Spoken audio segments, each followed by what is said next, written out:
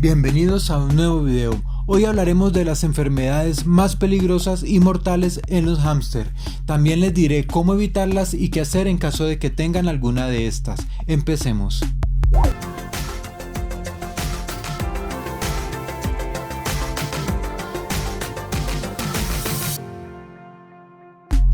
De la primera enfermedad de la que les voy a hablar es de los resfriados. Los principales síntomas vienen desde secreción nasal, estornudo y dificultad para respirar.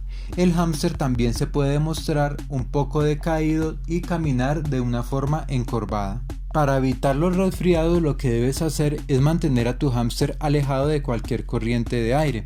Igualmente vale la pena recordar que por eso no es recomendable bañar a nuestro hámster y tampoco mojarlos. Si en la zona donde estás hace mucho frío, deberás proporcionarle algo de calor a tu hámster para que su temperatura no llegue a bajar demasiado. Y si tu hámster ya presenta alguno de estos síntomas, lo que debes hacer es proporcionarle suficientes líquidos, algo de frutas y verduras, pero esto mientras lo puedes llevar al veterinario, porque él será el único que pueda medicar a tu hámster para que pueda presentar una mejoría, ya que en un alto porcentaje puede terminar en su muerte. Así que si tu hámster presenta estos síntomas, no lo dudes y llévalo cuanto antes al veterinario.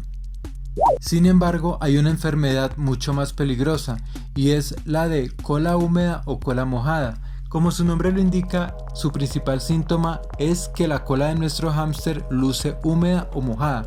El hámster también va a presentar diarrea y en la mayoría de los casos el hámster deja de comer y cambia totalmente sus hábitos. No va a querer jugar y va a querer estar durmiendo todo el tiempo. Se va a ver muy decaído y su pelaje también se puede ver como de forma grasosa y vamos a notar que nuestro hámster luce un poco sucio. Esta enfermedad generalmente la causa una mala alimentación o que el hámster haya estado expuesto a un largo periodo de estrés.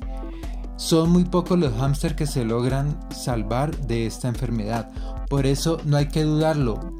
Siempre hay que llevarlo al veterinario, ya que él será el encargado de medicarlo y darnos alguna receta y nos guiará sobre sus cuidados. Aunque lo que debes hacer mientras llega al veterinario es retirarle las frutas y las verduras y cualquier alimento que sea húmedo.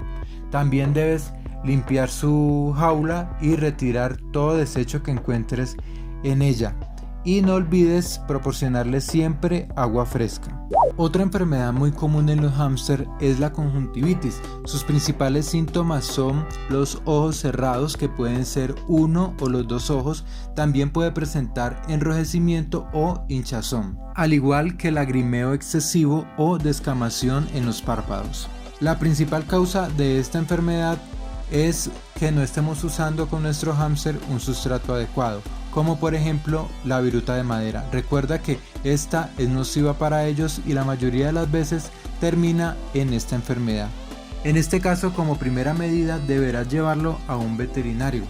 Pero si en ese momento no tienes la facilidad de acudir a un veterinario, podrías intentar aplicándole un poco de agua de manzanilla sobre los ojos usando un copito de oídos. Lo vas a frotar de una forma muy suave.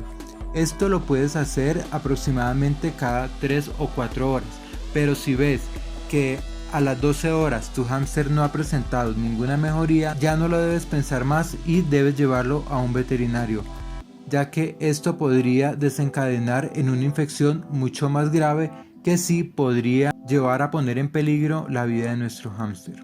Por otro lado, ten en cuenta que cuando hablo de veterinario me refiero a un veterinario de animales exóticos, ya que un veterinario que atienda perros o gatos posiblemente no pueda asesorarnos de una forma adecuada sobre nuestro hámster.